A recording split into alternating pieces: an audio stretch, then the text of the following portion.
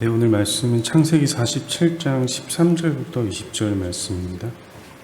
기근이 더욱 심하여 사방에 먹을 것이 없고 애굽 땅과 가나안 땅이 기근으로 황폐하니 요셉이 곡식을 팔아 애굽 땅과 가나안 땅에 있는 돈을 모두 거두어 들이고 그 돈을 바로의 궁으로 가져가니 애굽 땅과 가나안 땅에 돈이 떨어진지라 애굽 백성이 다 요셉에게 와서 이르되 돈이 떨어졌사오니 우리에게 먹을 거리를 주소서 어찌 주 앞에서 죽으리이까.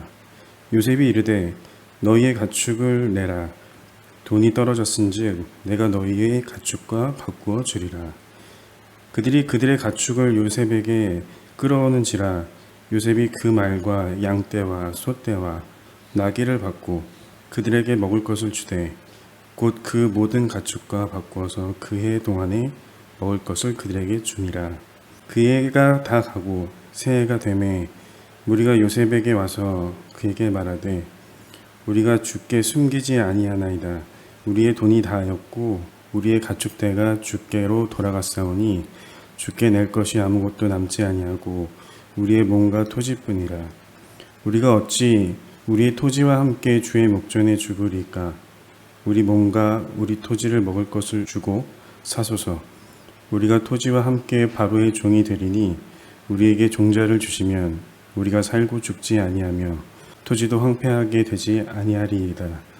그러므로 요셉이 애굽의 모든 토지를 다 사서 바로에게 바치니 애굽의 모든 사람들이 기근에 시달려 각기 토지를 팔았음이라.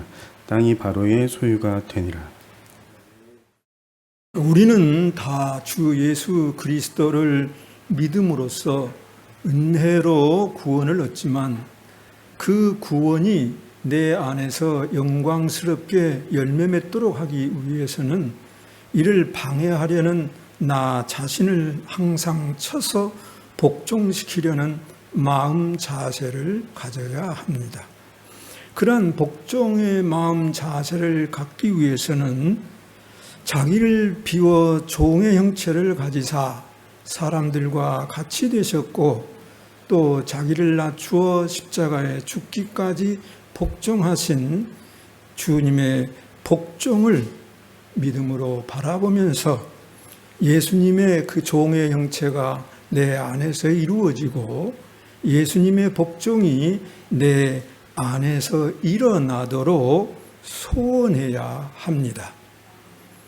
예수님의 종의 형체가 이루어지고 예수님의 복종이 내 안에 일어나게 되면 죽음에서 일으켜지고 지극히 높여져 만왕의 왕으로 아버지 영광의 보좌에 오르신 예수님의 영광의 역사가 내 안에서도 일어나게 될 것입니다. 바울 사도가 갈라디아 교회 성도들에게 4장 19절에서 너희 속에 그리스도의 형체를 이루기까지 다시 너희를 위하여 해산하는 수고를 한다 라고 했는데 그리스도의 종의 형체와 죽음을 초월한 복종이 이루어지고 그리스도의 영광의 형상에 참여하기 위해서는 해산의 고통을 알아야 합니다. 자기를 비워 종의 형체를 취하시고 죽기까지 복종하신 예수님의 자기 비하와 만왕의 왕으로 높여지는 예수님의 영광스러운 승귀의 사건을 미리 보여주기 위해 해산의 수고를 했던 한 사람이 있었으니 그가 바로 오늘 본문에 나오는 기근 극복 정책을 탁월하게 수행했던 요셉이라고 하겠습니다. 요셉의 기근 극복 정책을 함께 살펴보고 우리도 요셉을 통해 예수님의 자기 피하와 승귀의 역사에 합류함으로써 요셉처럼 하나님 나라에 쓰임받는 저와 여러분이 될 수 있기를 소망합니다. 첫째로 살펴볼 것은 요셉의 기근 극복 정책의 내용입니다. 오늘 본문 앞부분인 13절과 14절, 13, 14절은 흉년이 시작되고 어느덧 다섯째 해가 되었을 때의 상황을 말해주고 있습니다. 계속되는 흉년으로 인해 애굽 땅과 인근 가나안 땅이 황폐하게 되었고, 애굽과 가나안에 거주하는 백성들은 곡식을 수확하지 못함으로써 그동안 계속 돈을 주고 곡식을 사서 먹었습니다. 애굽 총리가 된 요셉은 7년 풍년 뒤에 7년 흉년이 올 것을 알고서 미리 대비하여 각 성읍에 창고를 짓고 풍년 때 많은 곡식을 저장해 두었기에 그동안 백성들은 자신이 갖고 있는 돈을 주고 곡식을 사 먹을 수 있었습니다. 곡식을 팔아 거두어들인 그 돈을 요셉은 다 바로의 궁으로 가져가 바로에게 바쳤습니다. 따라서 해보십시다. 돈을 바로의 궁으로 가져가니 14절 뒷부분에 자신의 지위와 통치 권력이 하나님으로부터 바로 왕을 통하여 자기에게 왔음을 안 요셉은 곡식 판 돈 또한 하나님의 것으로 드리듯 바로 왕에게 드렸다라고 하겠습니다. 그런데 흉년 5년이 끝나갈 무렵 백성들의 돈이 다 떨어졌습니다. 백성들은 더 이상 돈을 주고 곡식을 살 수가 없었습니다. 애굽 백성들은 죽음의 현실 앞에 직면하게 되었습니다. 죽음 앞에 직면한 애굽 백성들이 요셉 앞에 나와서 호소한 말입니다. 15절을 같이 읽습니다.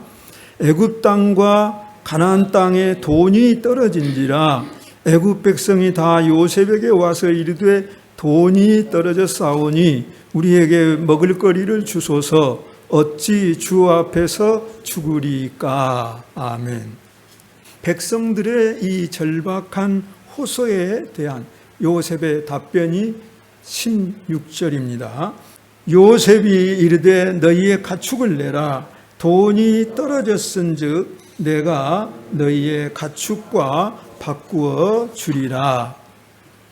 계속되는 큰 흉년 속에서 백성들뿐만 아니라 가축들도 제대로 먹을 수 없었으니 가축들도 이대로 가다가는 전에 바로의 꿈에 나타났던 흉하고 파리한 모습의 그 7 암소들처럼 될 수밖에 없었을 것입니다.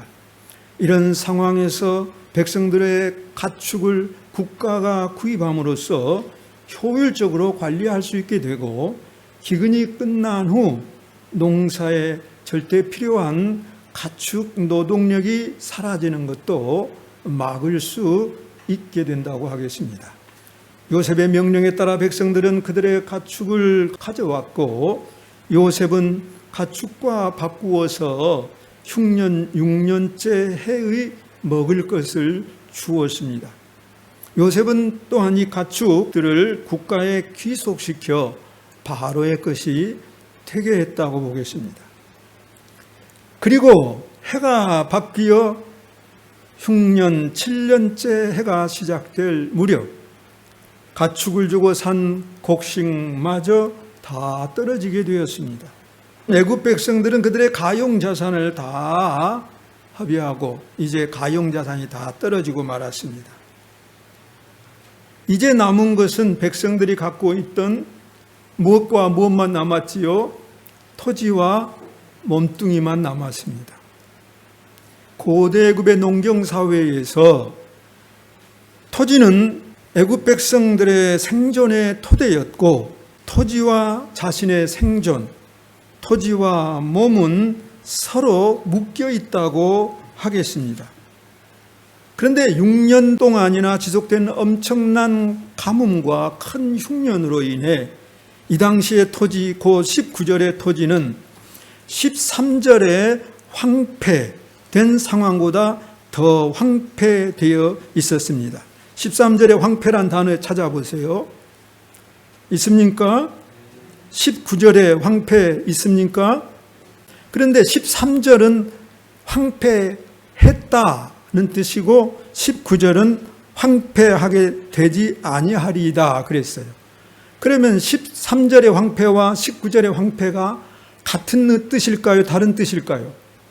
다른 뜻입니다. 그래서 히브리어로 보면은 13절의 황폐는 라하흐라는 단어이고 19절의 황폐는 야삼이라고 하는 단어인데 13절의 황폐는 대체적으로 갈증으로 목이 타다 이런 정도의 의미인데 비해서 19절의 황폐는 못 쓰게 되다, 황폐하여 못 쓰게 되다, 죽게 되다, 괴멸하다 이런 더 극단적인 뜻이 내포되어 있습니다.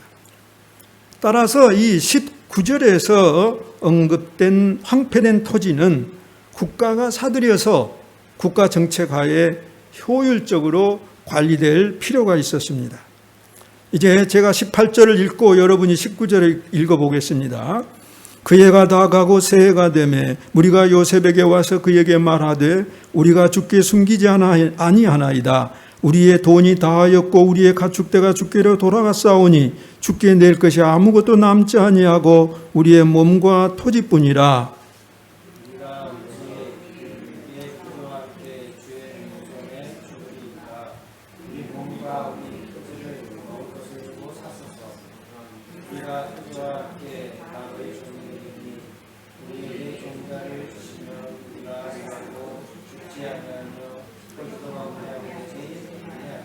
아멘. 이 19절 방금 읽은 뒷부분에 있는 것처럼 국가가 먹을 것을 주고 백성들의 몸과 토지를 사는 것이 백성들이 살고 죽지 아니하며 토지가 황폐하게 되어 못 쓸 땅이 되지 않는 유일한 길이었습니다. 백성들 스스로 이것을 알고 자발적으로 요셉에게 와서 자신들의 몸과 토지를 사달라고 내어 놓은 것입니다. 그리하여 요셉이 애굽 백성들의 모든 토지와 몸을 다 사서 바로에게 바쳤으며 백성들은 19절과 25절에 있는 것처럼 바로의 종이 되었습니다. 19절에 바로의 종이란 단어 있습니까? 중간 부분에 있지요. 25절에 바로의 종이 있습니까? 따라서 해보세요. 바로의 종. 19절에 그렇게 바로의 종이 되겠다. 그래서 토지와 몸을 사달라고 했습니다. 그래서 20절에 내용이 나옵니다. 20절 읽습니다. 그러므로 요셉이 애굽의 모든 토지를 다 사서 바로에게 바치니 애굽의 모든 사람들이 기근에 시달려 각기 토지를 팔았음이라. 땅이 바로의 소유가 되니라. 아멘. 자, 이 20절 말씀 중에 좀 생각해 볼 단어가 두 단어가 있습니다. 하나는 애굽 사람들이 기근에 시달려에서의 시달리다는 동사입니다. 이 시달리다는 동사는 그 사전을 찾아보면은 이게 단단히 묶다, 매다, 그리고 또 무슨 뜻인가 하면 이기다라는 뜻이 있습니다. 그래서 이 문장을 직역하면은 기근이 모든 애굽 사람들을 이겼다라는 뜻이 됩니다. 사무엘상에 보면 다윗이 골리앗을 물맷돌로 이겼다 할 때 이 단어를 썼습니다. 하자크라고 하는 이 단어를 썼어요. 자신의 토지와 몸을 내놓고 팔았던 것은 마지막 7년째 되던 해였습니다. 하나님이 주신 고난을 통해 진정으로 내 자아가 꺾이고 내 모든 소유와 내 자신까지도 하나님의 것으로 내어 드릴 수 있게 되기를 축원합니다. 두 번째 단어는 사서, 토지를 다 사서라는 문장에 사다라는 동사입니다. 이 단어는 문자 그대로 사다, 구매하다라는 뜻 외에 성경에서 우리 죄를 속량하다, 우리를 구속하다, 그래서 값을 지불하고 백성들을 사서 포로로부터 돌아오게 하다, 이런 뜻으로 성경에 사용되고 있음을 볼 수 있습니다. 백성들의 모든 소유물과 백성들의 몸이 7년 기근의 환난 상황을 통해 애굽의 바로 왕에게 다 넘어가 바로의 소유가 된 것은 골고다 십자가의 피로 값주고 사신 우리들의 모든 소유와 존재가 영원한 왕이신 주님의 소유로 넘어가는 것, 곧 우리의 속량 사건을 영적으로 암시하고 있다고 하겠습니다. 소유권 이전과 관련하여 볼 때 애굽 왕에게 넘어간 것들 중에서 마지막으로 넘어간 토지와 몸의 경우 흉년 전이나 흉년 후나 똑같이 내가 입고 있는 그 몸이고, 흉년 전이나 흉년 후나 똑같이 내가 입고 있는 그 몸이고, 내가 똑같이 경작하고 있는 그 토지인데 주인만 바뀌었다는 것입니다. 무엇만 바뀌었어요? 여기서 우리는 우리 스스로에게 이렇게 물어보아야 합니다. 나의 모든 소유와 나의 몸이 나의 영원한 왕이시요 주인 되신 주님께 확실하게 등기 이전이 이루어졌는가? 그리고 만일 이루어졌다면 어떤 과정, 어떤 경로를 통하여 이루어졌는가? 이제 크게 두 번째로 살펴볼 것은 요셉의 이 기근 극복의 통치력이 어디서 나왔는가 하는 것입니다. 그것은 요셉 자신의 신앙적 경험에서 왔다고 하겠습니다. 요셉은 형들에 의해 은 20의 노예상들에게 팔렸고, 요셉을 산 상인들은 그를 다시 외국왕의 친위 대장인 보디발에게 팔았으며, 요셉은 값을 주고 자기를 산 보디발의 종 노예가 되었습니다. 노예로 팔려간 요셉에 대해 시편 105편 18, 19절은 이렇게 묘사하고 있습니다. 제가 17절 읽습니다. 여러분이 18, 19절을 읽겠습니다. 그가 한 사람을 앞서 보냈으며 요셉이 종으로 팔렸도다.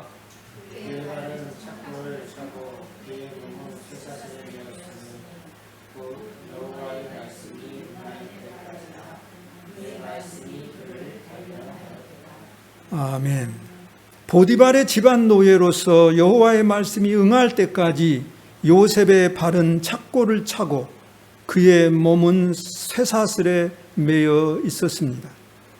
여호와께서 요셉과 함께 하심으로 요셉이 형통한 자가 되고 보디발의 신뢰를 얻어 보디발의 집과 모든 소유물을 관리하는 가정 총무가 되었어도 요셉의 발에는 여전히 착고 족쇄가 채워져 있었고 그의 몸에는 쇠사슬이 감겨져 있었습니다.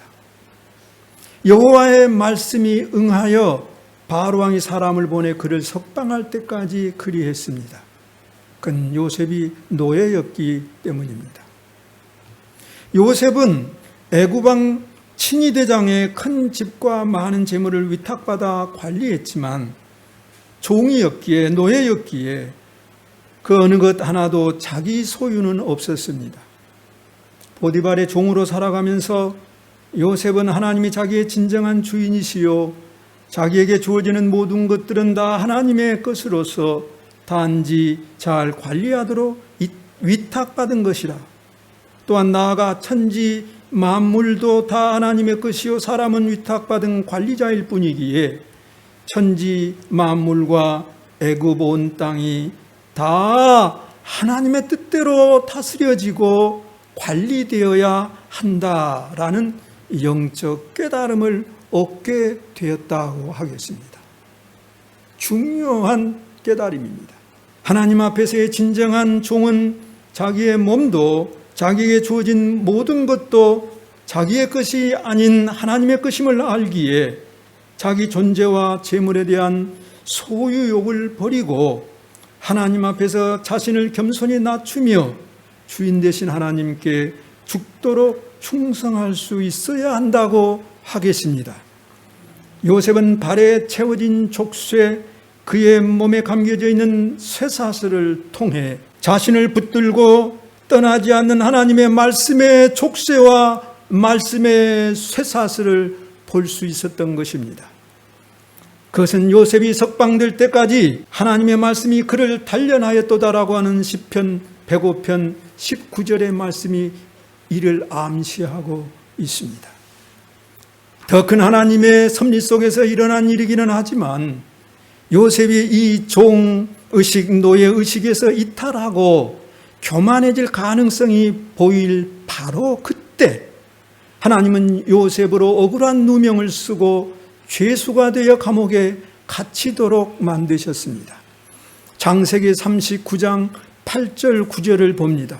요셉이 거절하며 자기 주인의 아내에게 이르되 내 주인이 집안의 모든 소유를 간섭하지 아니하고 다 내 손에 위탁하였으니